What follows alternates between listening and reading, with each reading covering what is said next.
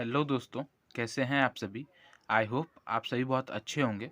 तो स्वागत है आपका हमारे SSC JEE last 90 days crash course में, जिसमें हम technical as well as non technical दोनों ही सब्जेक्ट्स को बहुत ही बेहतरीन तरीके से कंप्लीट कर रहे हैं। और आज हम पढ़ने वाले हैं फ्लूइड मैकेनिक्स के एक बहुत इंपॉर्टेंट टॉपिक को, फ्लूइड डायनामिक्स को। ठीक है, इससे पहले हमने फ्लूइड काइनेमेटिक्स पढ़ा था और उसके पहले हमने फ्लूइड स्टैटिक्स पढ़ा था और प्रॉपर्टीज़ ऑफ फ्लूइड पढ़ा था। तो एक सीक्वेंशियल फॉर्म में हम पूरे फ्लूइड मैकेनिक्स को कंप्लीट कर रहे हैं। जैसा कि आपको अगर मैं थोड़ा-सा रिवाइज़ कराऊँ, तो कल जो है हमने पढ़ा था फ्लूइड काइनेमेटिक्स में कि कितने टाइप के फ्लोज होते हैं आपके, ठीक है? Steady flow, unsteady flow, uniform, non uniform, laminar, turbulent, ये सभी चीज़ें बताई थी। उसके बाद कंटिन्यूटी इक्वेशन बताया, उसके बाद उसका जनरल इक्वेशन क्या होता है वो बताया। फिर हमने बताया वेलोसिटी और एक्सेलरेशन कैसे हम निकालते हैं, ठीक है? उनके इक्वेशंस के बारे में मैंने बताया आपको। उसके बाद जो है हमने बात किया कि क्या बोलते हैं स्ट्रीम लाइन क्या होता है, स्ट्रीक लाइन क्या होता है, ठीक है? स्ट्रीम लाइन क्या होता है, स्ट्रीक लाइन क्या होता है, पाथ लाइन क्या होता है, इन सभी चीज़ों के बारे में भी हमने बात किया।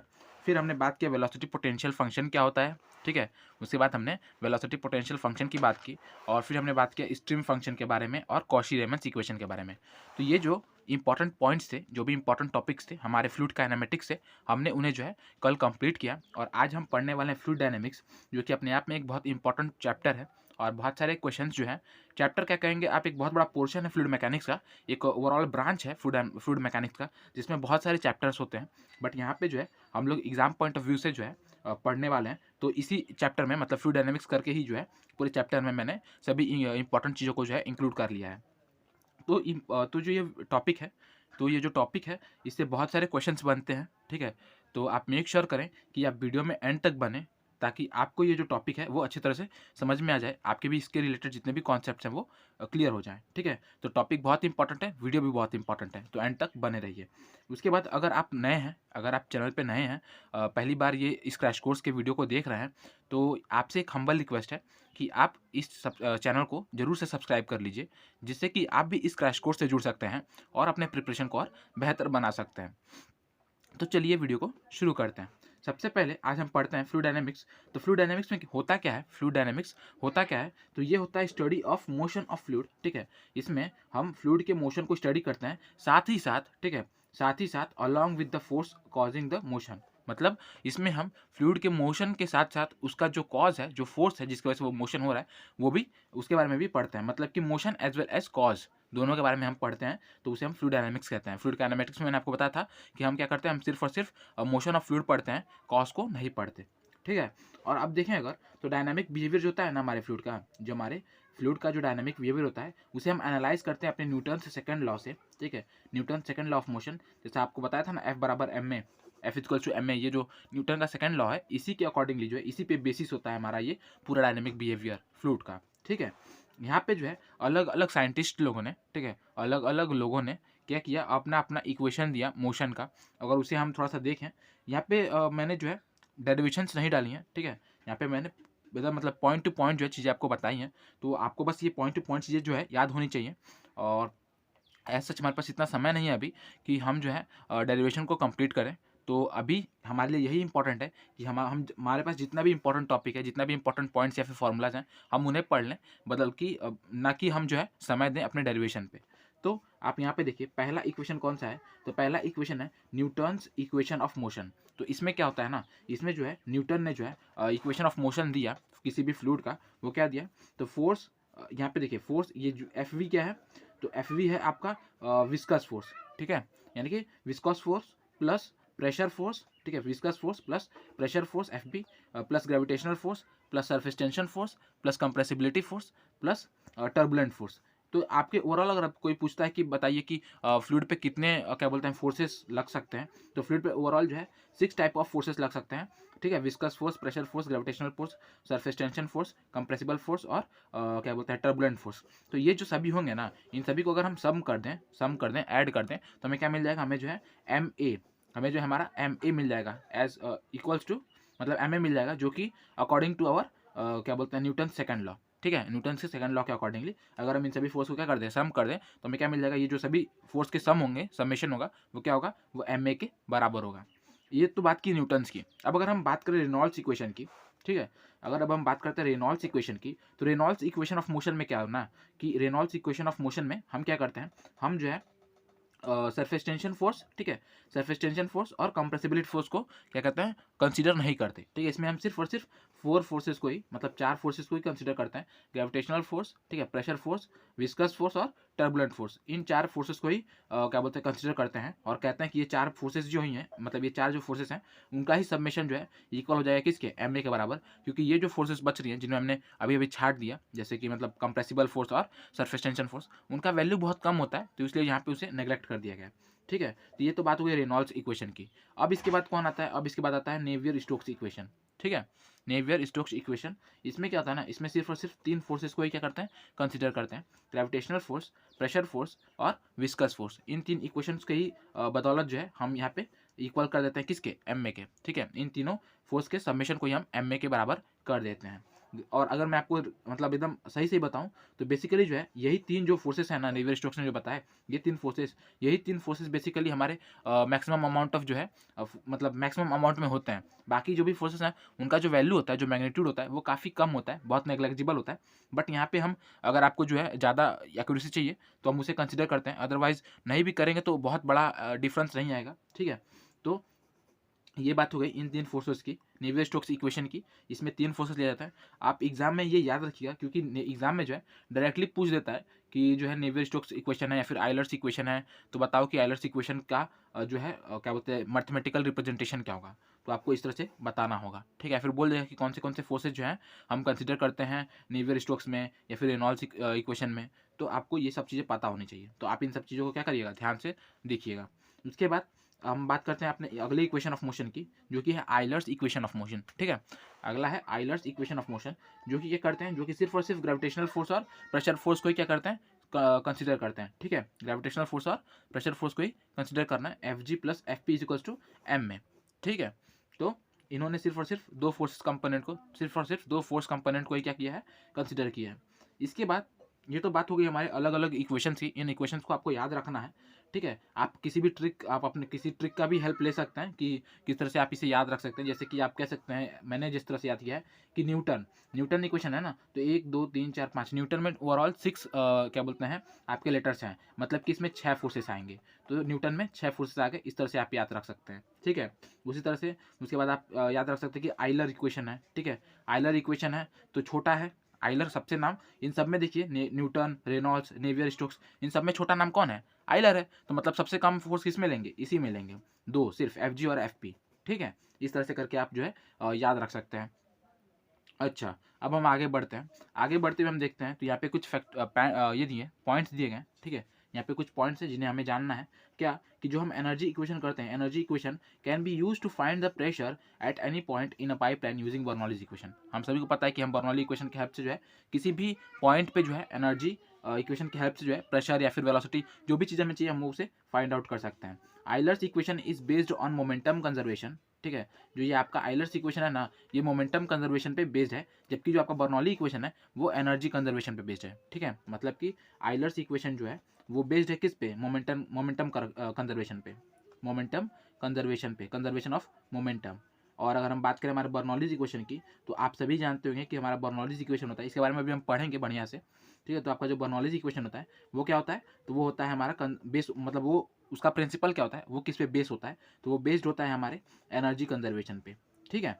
इसके बाद हम बात करते हैं अपने बर्नौलीज इक्वेशन की, ठीक है। तो बर्नौलीज इक्वेशन क्या होता है ना, तो ये जो है, अगर हम इसकी डेफिनेशन की बात करें, तो आपने पढ़ा होगा अपने कॉलेजेस में, अपने क्लासेस में, कि जो आपका बर्नौलीज इक्वेशन होता है वो क्या होता है कि अगर कोई फ्लूइड, ठीक है, अगर कोई क्या बोलते हैं, अगर कोई फ्लूइड स्टडी इरोटेशनल और क्या बोलते हैं, स्टडी इरोटेशनल और स्टीम लाइन फ्लो में जो है चल रहा है, ठीक है। अगर कोई आपका फ्लो है, अगर आपका कोई फ्लूइड है, वो क्या कर रहा है, स्टडी और इनकम्प्रेसिबल इरोटेशनल, कैसे कैसे, स्टडी इरोटेशनल इनकम्प्रेसिबल फ्लो में बह रहा है, ठीक है।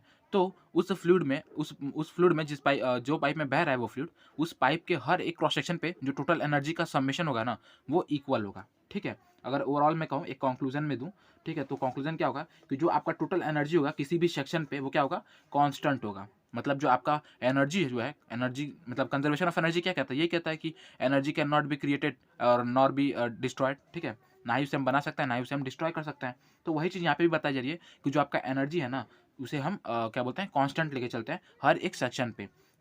और ये जो है मतलब कब लागू होता है, तो ये तभी लागू होता है जब आपका फ्लो कैसा है, स्टडी है, इरोटेशनल है, इनकम्प्रेसिबल है, यानी कि आप कह सकते हैं कि एक तरह से आइडियल फ्लो है, ठीक है। और अगर आइडियल फ्लो नहीं होता है तो फिर हमें वहाँ पे हेड लॉस मिलता है, तो हम उसे ले लेते हैं, तो हमारा जो है बर्नौलीज इक्वेशन क्या होता है, सेटिस्फाई हो जाता है। अब देखिए यहाँ पे क्या बताया गया है कि जो आपका आइलर इक्वेशन होता है ना, आइलर इक्वेशन ऑफ मोशन, जो कि है क्या, F G plus F V, अगर हम इसका जो है इंटीग्रेशन कर देना अलॉन्ग स्ट्रीम लाइन के अलॉन्ग में, अगर हम इसका इंटीग्रेशन कर दें स्टडी और इनकम्प्रेसिबल फ्लो कंडीशन में, तो हमें हमारा क्या मिल जाएगा, बर्नौलीज इक्वेशन मिल जाएगा, ठीक है। हमें क्या मिल जाएगा, हमारा बर्नौलीज इक्वेशन मिल जाएगा। और बर्नौलीज इक्वेशन में हम क्या करते हैं, हम जो है दो तीन अजम्पशंस लेते हैं, वो क्या क्या है, तो जैसा मैंने आपको बताया, स्टडी इनकम्प्रेसिबल और इरोटेशनल फ्लो होना चाहिए, इफेक्ट ऑफ फ्रिक्शन जो है नेग्लेजिबल होना चाहिए, आइडियल फ्लो होना चाहिए, और जो आपका ये है फ्लो है वो कैसा होना चाहिए, अलॉन्ग स्ट्रीम लाइन होना चाहिए, स्ट्रीम लाइन के अलॉन्ग फ्लो होना चाहिए, ठीक है। तो ये चीज़ें मैंने आपको अभी भी बताने की कोशिश की थी। इसके बाद अगर हम बात करें कि हमारा बर्नौली इक्वेशन होता क्या है, तो देखिए यहाँ पे P by rho ji plus V square upon 2g plus Z is equal to constant. अगर मैं कहूँ तो ये जो हमने एनर्जी फॉर्म, मतलब जो हमने एनर्जी बताई है ना, ये किस में है, हेड के फॉर्म में है, ठीक है। जैसा मैंने आपको बताया था कि आगे चल के, पिछले वीडियो में बताया था कि आगे चल के हम जो भी एनर्जी या फिर जिस भी प्रेशर या फिर किसी भी चीज़ को अगर हम रिप्रेजेंट करते हैं, तो बेसिकली उसे हम हेड के फॉर्म में रिप्रेजेंट करते हैं, ठीक है। तो यहाँ पे उसी फॉर्म में दिया गया है P by rho ji plus V square upon 2g। यहाँ पे P बाई रो जी क्या है, तो ये है आपका pressure head, V square upon 2g क्या है, तो ये है आपका काइनेटिक हेड, और जेड क्या है, तो ये है आपका क्या बोलते हैं इसे, डेटम हेड, ठीक है। जेड क्या है, आपका डेटम हेड है, ठीक है। तो इसके बारे में भी आपको जान लेना है, इतना चीज़ काफ़ी है, इतना ही जानना है, ठीक है। अदर से कोई चीज़ और ये करने की जरूरत नहीं है, बस आप PYQ लगाते रहिएगा, तो ये सभी चीज़ें जो है आपको ये हो जाएंगी, क्लियर हो जाएंगी। उसके साथ साथ अगर हम बात करें हमारे टोटल हेड की, तो ऑब्वियसली जैसे मैंने आपको यहाँ पे बताया, जो आपका टोटल हेड होगा, जो टोटल एनर्जी होगा, कितना होगा, इतना ही होगा। इसे ही हम क्या कहते हैं, कांस्टेंट कर देते हैं, किसमें, बर्नौलीज इक्वेशन में। अगर हम बात करें पिज़ोमेट्रिक हेड की, ठीक है, अगर कहीं बोल देता है कि बताओ पिज़ोमेट्रिक हेड क्या होता है, तो पिज़ोमेट्रिक हेड मतलब होता है P by rho ji plus Z. Piezometric head में हम कभी भी क्या नहीं लेते हैं, हम कभी भी काइनेटिक हेड नहीं लेते, ठीक है, काइनेटिक हेड नहीं लेते। अच्छा, अगर हम बात करें डायनामिक हेड की, तो कौन है डायनामिक हेड, डायनामिक हेड जो है वही हमारा, इसे ही हम क्या कहते हैं, काइनेटिक हेड भी कहते हैं, जो ही क्या है, वी स्क्वायर अपॉन 2g। और इसके बाद अगर बोलता है कोई कि स्टेग्नेशन हेड बताइए, तो स्टेग्नेशन के हेड क्या होता है, तो स्टेग्नेशन मतलब क्या होता है, अगर मैं आपको बताना चाहूँ, तो स्टेग्नेशन मतलब होता है कि जहाँ पे आपका जो वेलोसिटी है वो क्या हो जाए, जीरो हो जाए, थम जाए, ठीक है, आपका फ्लूइड क्या हो जाए, थम हो जाए। तो जब अगर आपका कोई फ्लूइड जो है वो थम जाता है, तो आपका हेड कितना मिलेगा आपको, ठीक है। अगर कोई स्टेग्नेशन पॉइंट है, जैसे मान लीजिए फ्लो हो रहा है, इसे हम आगे चल के पढ़ने वाले हैं पिटॉट ट्यूब में, वहाँ पे मैं आपको और अच्छे से क्लियर करूँगा। अगर मान लीजिए ये कोई है कोई पॉइंट, मतलब ये कोई फ्लूइड फ्लो कर रहा है, ठीक है, यहाँ पे अगर हम इसकी वेलोसिटी जीरो कर दें, ठीक है, इसकी वेलोसिटी जीरो कर दें, तो जैसा हम जानते हैं कि अगर हम वेलोसिटी जीरो करेंगे तो कोई ना कोई, मतलब वेलोसिटी जीरो कर रहे हैं मतलब काइनेटिक हेड को हम जीरो कर रहे हैं, और काइनेटिक हेड जीरो होगा तो मतलब कोई ना कोई और एनर्जी का फॉर्म जो है वो बढ़ेगा। तो वो क्या होगा, वो बढ़ेगा तो कौन बढ़ेगा, ऑब्वियसली आपका प्रेशर हेड बढ़ जाएगा, ताकि जो है आपका जो है टोटल एनर्जी जो है वो क्या हो जाए, कांस्टेंट हो जाए, वो मतलब कांस्टेंट होना चाहिए। तो इसी तरह से यहाँ पे बताया गया है कि stagnation head is equals to P by rho ji plus V square upon 2g। और ये कितना बढ़ेगा, अगर हम बात करें कि अगर हम वी स्क्वायर अपॉन 2g को जीरो कर रहे हैं, वेलोसिटी को जीरो कर रहे हैं, तो हमारा प्रेशर हेड बढ़ जाएगा, लेकिन कितना बढ़ेगा भैया, वेलोसिटी ये जो हमारा काइनेटिक हेड उसी के वैल्यू के बराबर बढ़ेगा। तो यही चीज़ यहाँ पे लिखी गई है कि स्टेग्नेशन हेड जो होता है वो इक्वल्स होता है P by rho ji plus V square upon 2g। इसके बारे में अभी हम पिटॉट में और बेहतर तरीके से बात करेंगे। उसके बाद एक बहुत इंपॉर्टेंट पॉइंट वो ये है कि जब भी जो है हम लोग बर्नौलीज इक्वेशन का कंसिडर करते हैं, ठीक है, बर्नौलीज इक्वेशन को यूज़ करते हैं, तो वहाँ पे जो हम ये करते हैं, एनर्जी जो हम कंसिडर करते हैं वो क्या होता है, एनर्जी पर यूनिट मास। एनर्जी पर यूनिट मास जो है हम कंसिडर करते हैं। ये क्वेश्चन जो है बहुत बार पूछा गया है SSC जेई और अदर स्टेट AJE एग्जाम्स में, इसे भी आपको याद रखना है कि Bernoulli's equation, in Bernoulli's equation we consider energy per unit mass. इसके बाद देखिए, ये तो हमने बात कर ली बर्नौलीज इक्वेशन की। इसके बाद अब हम बात करते हैं एक दो फैक्टर्स की, ठीक है, बेसिकली हम लोग दो फैक्टर्स के बारे में बात करेंगे। एक है काइनेटिक एनर्जी करेक्शन फैक्टर, ठीक है, और दूसरा है हमारा क्या, मोमेंटम करेक्शन फैक्टर, ठीक है।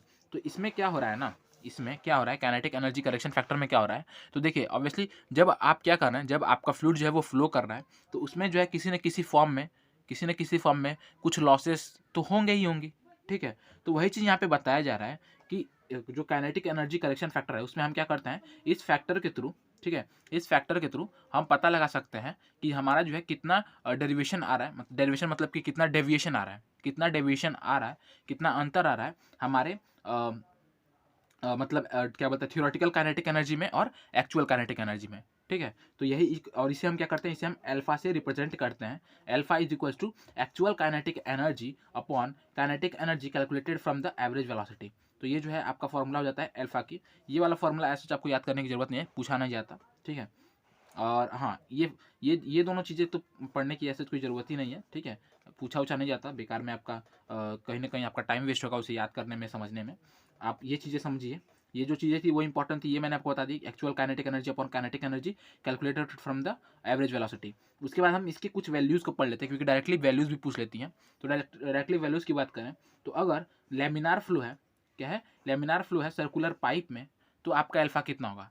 तो लैमिनार फ्लो है सर्कुलर पाइप में, तो आपका जो अल्फा होगा कितना होगा, 2 होगा, ठीक है। ये चीज़ आपको याद रखनी है। उसके बाद अगर आपका लैमिनार फ्लो है प्लेट्स के पैरेलली, ठीक है, अगर आपका कोई लैमिनार फ्लो हो रहा है पैरेलल प्लेट्स के बीच में, तब आपका अल्फा कितना होता है। तो वहाँ पे हम अपना अल्फा लेते हैं कितना, 1.543, कितना, 1.543, अल्फा इक्वल टू 1.543।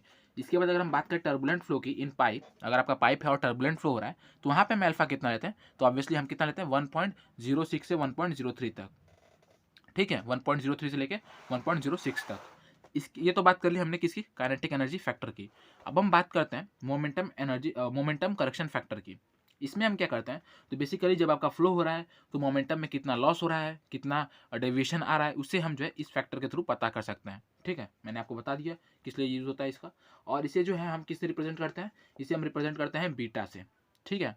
इसे हम रिप्रेजेंट करते हैं बीटा से, और इसका वैल्यू क्या होता है, तो actual linear momentum per second, ठीक है, actual linear momentum per second upon linear momentum per second calculated from average velocity, है ना। जैसा मैंने आपको बताया था कि जो एक्चुअल है और अपॉन जो थियोरेटिकली होना चाहिए था वो, उसका जब हम क्या करेंगे, रेशियो निकाल लेंगे, actual linear momentum per second upon linear momentum per second calculated from average velocity. इन दोनों का जब हम क्या करेंगे, रेशियो निकालेंगे, तो हमें क्या मिल जाएगा, हमें हमारा मोमेंटम करेक्शन फैक्टर मिल जाएगा। अच्छा, अब देखिए अगर इसकी वैल्यू की हम लोग बात करें ना, अगर हम इसकी वैल्यू की बात करें, तो अगर आपका लेमिनार फ्लो है किसमें, सर्कुलर पाइप्स में, तो आप इसका वैल्यू कितना लेंगे, तो बीटा इज इक्वल टू कितना हो जाएगा, 4/3, या फिर आप कह सकते हैं 1.33, ठीक है, 1.33। और अगर वहीं आपके लेमिनार फ्लो जो है वो कैसा है, जो आपका लेमिनार फ्लो है वो दो पैरेलल प्लेट्स के बीच में हो रहा है, तो वहाँ पे हम इसका वैल्यू कितना लेते हैं बीटा का, वहाँ पे हम लेते हैं 1.2, ठीक है, वहाँ पे हम लेते हैं 1.2।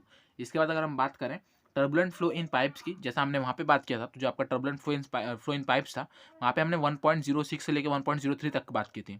बट यहाँ पे मोमेंटम करेक्शन फैक्टर में हम क्या बात करते हैं, जो आपका टर्बुलेंट फ्लो है पाइप में वो कितना हो रहा है, 1.015, कितना हो रहा है, 1.015।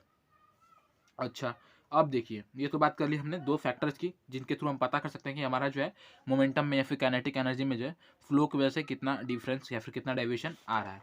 इसके बाद हम पढ़ते हैं कुछ एप्लीकेशंस की, किसकी, कुछ एप्लीकेशंस की एनर्जी इक्वेशन के। जो हमारे एनर्जी इक्वेशन हमने अभी भी फॉर्म किया ना बर्नौलीज इक्वेशन के हेल्प से, उसका जो है हम बात करें कि उसे हम किस तरह से अप्लाई कर सकते हैं किसी अदर इंस्ट्रूमेंट्स में या फिर फ्लूइड मैकेनिक्स में। तो देखिए बेसिकली तो इसका बहुत ज़्यादा यूज़ होता है, बट हम यहाँ पे 3-4 का मेनली का ही बात करेंगे, जो मेनली यहाँ पे हम इंडस्ट्रीज़ में यूज़ करते हैं। जैसे कि आपका क्या हो गया, ऑरिफिस मीटर हो गया, फिर आपका वेंचुरी मीटर हो गया, पिटॉट ट्यूब हो गया, पेरेंटल ट्यूब हो गया, ठीक है। इनके बारे में ही हम यहाँ पे बात करने वाले हैं। तो देखिए जो आपका ऑरिफिस मीटर होता है ना, वो आप कह सकते हैं कि एक तरह का जो है जैसे आपने देखा होगा जो कैसेट होता है ना, जो सीडी आता है ना कम्पैक्ट डिस्क, जैसे वो होता है ना कि ऐसे चारों तरफ से होता है, बीच में ऐसे छेद होता है, उसी तरह से जो है ऑरिफिस मीटर भी होता है, उसी तरह से ऑरिफिस मीटर होता है। बिल्कुल, अगर आप बेसिकली बात करें कि ऑरिफिस का मतलब क्या होता है, तो ऑरिफिस का मतलब होता है कोई भी ऐसा छिद्र जहाँ से क्या हो रहा है, जहाँ से हमारा फ्लूइड क्या कर रहा है, फ्लो कर रहा है। तो एक ये जो है इसका जो मतलब ड्राइंग होता है, इसका जो मतलब ये होता है, ये जो इंस्ट्रूमेंट है वो कुछ तरह से सीडी की तरह से दिखता है, ठीक है। सीडी की तरह एक प्लेट होता है जिसे हम क्या करते हैं, जिसे हम पाइप में फिक्स कर देते हैं, पाइप में फिट कर देते हैं, जिसके थ्रू से इस मतलब ये जो छिद्र है इसमें, इसके थ्रू क्या करता है, पाइप फ्लो कर पानी या फिर फ्लूइड जो है वो क्या करता है, फ्लो करता है, जिसके हेल्प से जो है हम यहाँ पे डिस्चार्ज को फाइंड आउट कर सकते हैं, ठीक है। मतलब कि यहाँ पे दो चीज़ आपको याद रखनी है कि जो आपका ऑरिफिस मीटर है वो कैसा है, ठीक है, ऑब्वियसली एक छिद्र है, ठीक है। और इसका अगर आप बात करें शेप की, तो एक सीडी की तरह होता है, और ये जो है बेसिकली हमें क्या निकाल के देता है, ये हमें डिस्चार्ज निकाल के देता है, ठीक है। ये हमें डिस्चार्ज निकाल के देता है, इससे हम डिस्चार्ज को मेजर करते हैं। काफ़ी सस्ता पड़ता है बट लेस एक्यूरेट होता है, ठीक है। सस्ता है तो इसलिए तो एक्यूरेट नहीं होगा, ठीक है। और डिस्चार्ज हमें जो है वो निकाल के देता है। और अगर हम बात करें तो यहाँ पे आप देख सकते हैं कि ये जो है कोई एक पाइप है, ठीक है, ये कोई एक पाइप है। यहाँ पे आप देख सकते हैं, ये मैंने क्रॉस सेक्शन काटा है, तो यहाँ पे जो है वेना क्या कहते हैं उसे, ऑरिफिस मीटर जो है यहाँ पे लगा हुआ था, तो आपका जो पानी का फ्लो है, जो आपका फ्लो है फ्लूइड का, वो कुछ इस तरह से होकर फिर यहाँ से निकल के फिर जो है जो आपका पानी का फ्लो है वो कुछ इस तरह से होते हुए, ठीक है, ये ऑरिफिस जो है आपका ऑरिफिस में जो छेद है वहाँ से होते हुए कुछ इस तरह से निकलते हुए फिर यहाँ पे जाके फिर से अपना होता है। अब यहाँ पे ये जो आप डायग्राम समझ गए होंगे, यहाँ पे एक जो है मतलब सेपरेशन, मतलब यहाँ ऑरिफिस से कुछ देर पहले, ऑरिफिस से कुछ दूर पहले हमने एक पीजोमीटर लगा के रखा है, और ऑरिफिस के कुछ देर बाद हमने एक पीजोमीटर लगा के रखा है ऑब्वियसली, ठीक है। अब देखिए हमें यहाँ पे क्या क्या चीज़ जाननी है। तो एक पॉइंट होता है वेना कॉन्टैक्टा, ठीक है। तो जब भी आप ना ऑरिफिस से किसी भी फ्लूइड को फ्लो कराते हैं ना, तो ऐसे वो जो आपका अगर मान लीजिए ये कोई छेद है, ठीक है, ऑरिफिस वाला छेद है, यहाँ से अगर फ्लूइड ऐसे आ रहा है ना कॉन्ट्रैक्ट होके, कन्वर्ज होके, तो ऐसा नहीं कि तुरंत ऐसे यहीं से डाइवर्ट हो जाएगा, ऐसा नहीं होता है। ये कुछ दूर तक जो है क्या करके कन्वर्ज होते ही जाता है, और उसके बाद जो है क्या बोलते हैं डाइवर्ज होना शुरू करता है। तो इस तरह से अगर आप देखेंगे तो छेद के आगे, मतलब ये जो ऑरिफिस है उसके आगे कुछ दूर आगे जो है आपको मिनिमम एरिया मिलता है। क्या मिलता है? मिनिमम एरिया मिलता है जहाँ से जो है फ्लूइड फ्लो कर रहा है, और फिर उसके बाद जो है फ्लूइड क्या करने लगता है, फिर से डाइवर्ज होने लगता है, मतलब बिखरने लगता है। तो ये जो मिनिमम एरिया वाला डिस्टेंस था ना, उसे मिनिमम एरिया वाला सेक्शन था, उसे हम क्या कहते हैं, वेना कॉन्ट्रैक्टा कहते हैं, ठीक है।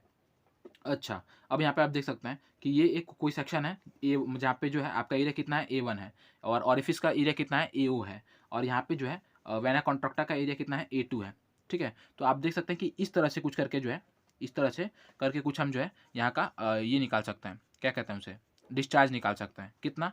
Q is equals to A1 A2 under root में 2GH अपॉन अंडर रूट में A1 का स्क्वायर माइनस A2 का स्क्वायर। ये फॉर्मूला आपको याद रखना है, ठीक है। अच्छा, अब देखिए किसी ऑरिफिस को हम कब कहेंगे कि वो ऑरिफिस जो है वो क्या है, लार्ज ऑरिफिस है।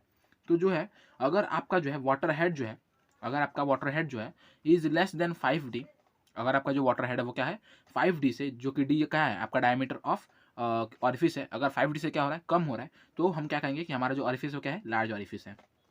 अच्छा, अब देखिए ऑब्वियसली ये क्या करता है, चीप होता है, मतलब हमारे लिए सस्ता होता है, बट लेस एक्यूरेट होता है, और डिस्चार्ज हमें प्रोवाइड कर देता है। रीजन मिनिमम एरिया, ठीक है, region minimum area flow is called vena contracta, जैसा मैंने आपको बताया। अब यहाँ पे देखिए, अब यहाँ पे एक होता है कोएफिशिएंट ऑफ कॉन्ट्रैक्शन, ठीक है, कोएफिशिएंट ऑफ कॉन्ट्रैक्शन जिसे हम सीसी से रिप्रेजेंट करते हैं, और इसका जो वैल्यू होता है कितना होता है, A2 अपॉन A0, यानी कि एरिया ऑफ वेना कॉन्ट्रैक्टा, ठीक है, area of vena contracta upon area of orifice, ठीक है। तो इसके थ्रू जो है हम लोग निकाल पाते हैं किसका, कोएफिशिएंट ऑफ कॉन्ट्रैक्शन, जिसका हम हेल्प कर, मतलब जो कि हमारे लिए बहुत ही हेल्पफुल होता है, एक फैक्टर होता है जिसे हम आगे चल के जो है और बेहतर तरीके से जानेंगे। फिलहाल आप इतना जान लीजिए, ठीक है, area of vena contract upon area of orifice, ठीक है, ये सब चीज़ें हो गई।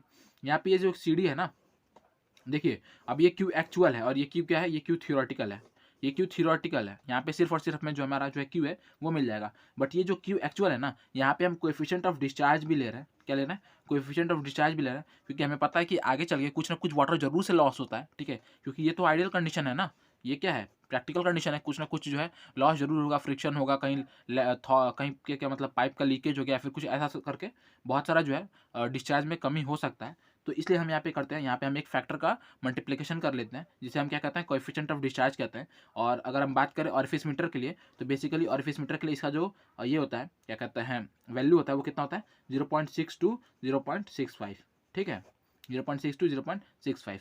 तो ये बात कर ली हमने क्या बोलते हैं, डिस्चार्ज थ्रू ऑरिफिस मीटर की, कितना, तो CD A1 A2 under root में 2GH अपॉन अंडर रूट में A1 का स्क्वायर माइनस A2 का स्क्वायर। अच्छा, ये चीज़ आपको समझ में आ गई होंगी। आई होप कि आपको यहाँ तक सभी चीज़ें समझ में आई होंगी। और अगर आपको किसी भी तरह का डाउट है, किसी भी तरह का क्वेरी है, तो आप जो है मेक श्योर कि आप जो है उसे कमेंट करें, फील फ्री टू कमेंट, ठीक है। किसी भी तरह का अगर दिक्कत है तो आप उसे कमेंट करें, जिससे कि मैं उसे अगले वीडियो में क्लियर कर सकूँ, ठीक है। अच्छा, अब हम बात करते हैं किसकी, अब हम बात करते हैं, आपने ये तो हमने बात कर ली एक एप्लीकेशन की, जो तो क्या था, जो था हमारा ऑरिफिस मीटर। अब हम बात करते हैं किसकी, वेंचुरी मीटर की। तो देखिए वेंचुरी मीटर में ना क्या होता है, जैसा कि आप जानते हैं, उसमें भी आप देखना होंगे, जब ऑरिफिस मीटर की हमने बात की थी, तो देखिए क्या हो रहा था, कुछ कुछ इस तरह का फ्लो का जो शेप कुछ इस तरह से बन रहा था, है ना। अब देखिए वेंचुरी मीटर का शेप भी कैसा है, कुछ इसी तरह से है ना, ठीक है। तो यहाँ पे आप देख सकते हैं वेंचुरीमीटर है, इसमें क्या होता है, 3 पार्ट होता है। वेंचुरीमीटर एक ऐसा डिवाइस है जिसमें 3 पार्ट होता है, एक होता है कन्वर्जिंग, एक होता है डाइवर्जिंग, और बीच वाला हिस्सा क्या होता है, थ्रोट, ठीक है, कन्वर्जिंग, डाइवर्जिंग और थ्रोट। अगर हम बात करें तो हमारा जो कन्वर्जिंग होता है ना, जो हमारा कन्वर्जिंग होता है वो काफ़ी हमने स्टीप पे रखा है, काफ़ी हमने स्टीप एंगल दे रखा है, कितना, काफ़ी मतलब इन कंपैरिजन अगर हम बात करें तो स्टीप है। कितना? 20 से 30 डिग्री सेल्सियस। अगर हम जनरली बात करें तो 22 डिग्री सेल्सियस जो है हम इसे यहाँ पे देते हैं अपना कन्वर्जिंग पार्ट, ठीक है। लेकिन अगर हम बात करें अपने डाइवर्जिंग पार्ट की, तो जो हमारा डाइवर्जिंग पार्ट है फ्लो ऑफ सेपरेशन ना हो, क्या ना हो? Flow of separation of flow ना हो, इसे अवॉइड करने के लिए हम क्या करते हैं, जो हमारा डाइवर्जेंट पार्ट है उसे हम कुछ ज़्यादा लंबाई तक प्रोवाइड करते हैं, जबकि हमें जो है कन्वर्जेंट पार्ट के लिए इतना ये नहीं करना पड़ता। अच्छा, अब देखिए जो आपका डी है ना, क्या है डी? डी क्या है? थ्रोट का डायमीटर। क्या है? डी जो है थ्रोट का डायमीटर है। तो जो आपका थ्रोट का डायमीटर होता है वो क्या होता है? 1/3 टू 1/2 होता है डाया ऑफ पाइप के। अच्छा, ठीक है। तो जो है आपका dia of throat is equal to 1/3 to 1/2 D. इसका भी जो है सेम फार्मूला होता है, क्या बोलते हैं इसका, क्या कहते हैं उसे, डिस्चार्ज का सेम फार्मूला होता है। यहाँ पे सिर्फ अगर कुछ चेंज होता है तो वो होता है क्या? सी डी का वैल्यू। क्या होता है? सी डी का वैल्यू। और वो कितना हो जाता है? तो 0.952 लेके 0.98 तक, ठीक है। तो ये बात हो गई हमारे सी डी की। अच्छा, अब आप चाहें ना, अगर आप चाहें तो आप ये भी देख सकते हैं कि इस तरह से भी हम इसे लिख सकते हैं, है ना? इस तरह से भी लिख सकते हैं। और ये जो वैल्यू है वो ऑब्वियसली आप भी जानते हैं, मैं भी जानता हूँ, क्या है? अपने आप में कांस्टेंट है। जी आपका कांस्टेंट है, एरिया तो बदल जाना नहीं है, ठीक है। तो ये भी कांस्टेंट है। तो इसे हम चाहें ना तो एक वेंचुरी कांस्टेंट के हेल्प मतलब तरह भी लिख सकते हैं। इसे हम के से रिप्रेजेंट करेंगे, जिसे हम क्या कहेंगे? वेंचुरी कांस्टेंट, ठीक है। तो क्यू क्या हो जाएगा आपका? क्यू जो हो जाएगा, Q is equal to K under root में H. In venturimeter the pipe is not contracted such that, और जो आपका वेंचुरीमीटर है वो जो है इस तरह से मतलब किया जाता है, इस तरह से जो है कन्वर्ट ये किया जाता है, क्या कहते हैं, कॉन्ट्रैक्ट किया जाता है, जिससे कि जो आपका सीसी जो है, जिसका हमने बात किया था कोफिशिएंट ऑफ कॉन्ट्रैक्शन, वो 1 ना हो जाए। क्या हो जाए? उसका वैल्यू 1 ना हो जाए। हम इस तरह से जो है अपने सिस्टम को बैठाते हैं। जो हमारा वेंचुरोमीटर है उसका जो पाइप है वो कुछ इस तरह से कॉन्ट्रैक्ट करते हैं कि जो आपका सीसी है वो क्या हो जाए? 1 ना हो जाए, 1 से कम ही रहे। क्या रहे? 1 से कम रहे, जिससे कि जो है आपका जो इंस्ट्रूमेंट है वो क्या हो जाए? जो आपका वेंचुरोमीटर है वो क्या हो जाए?